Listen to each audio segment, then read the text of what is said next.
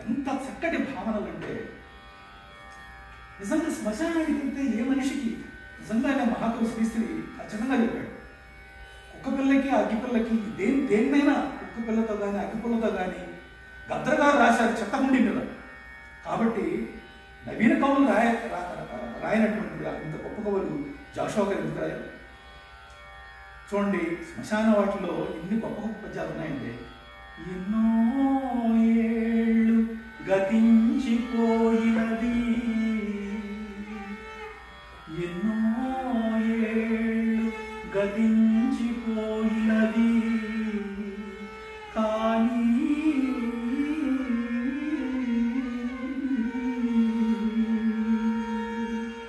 ఈ శ్మశాన స్థలి కన్నుల్మోడ్చిన మందభాగ్యుడు ఒక్కడు ఒక్కడు ఒక్కడై నను లేచిరాడు.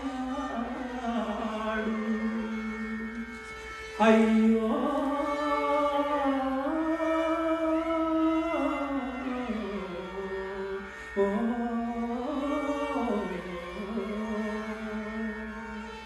ఎన్నాళ్ళీ చలనంబులేని శయనంబు,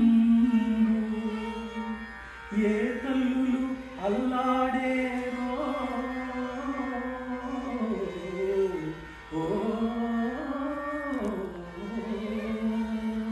కన్నీటంబడి రాగిపోయినవి, కన్నీటంబడి రాగిపోయినవి, నికంబిందు పాషాణం.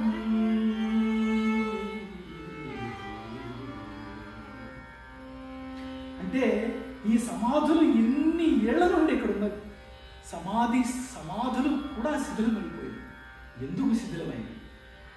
ఎంతమంది ఎన్ని కన్నీటి చుక్కలతో, ఎంతమంది తల్లులు ఎన్ని కన్నీళ్లు కారిస్తే ఆ కన్నీటి సంద్రంలో ఈ సమాధులు కూడా వంగిపోయి కూలిపోయినవని చెప్పేసి ఎంత చక్కటి పడింది. ఎన్నో ఏళ్ళు గతించిపోయినవి, కానీ ఈ కన్నులు మూసుకున్నటువంటి మందభాగ్యులు దురదృష్టవంతులు కానీ ఒక్కడు కూడా పైకి లేవు. అయ్యో, ఆ చలనం లేనటువంటి శయనం ఇంకెన్నాడు? ఎంతమంది తల్లులు అల్లాడేవో కదా, కన్నీటం పడి కాగిపోయినారో కదా. ఇవన్నీ కూడా అక్కడ ఉన్నటువంటి రాళ్లను బండలను కృంగతీసినవి కదా అని చెప్పేసి అద్భుతం. కవుల కళాలు గాయకుల, కవుల కళాలు గాయకుల కమ్మని కంఠములు, కవుల కళాలు గాయకుల కమ్మని కంఠములు, ఈ శ్మశానపు కవనుల దృక్కి చూచెడిన్.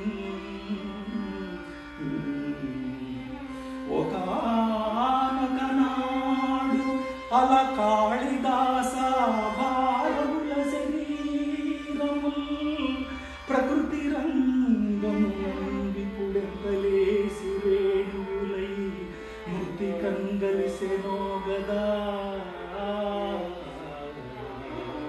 కుమరివాణి సారెపై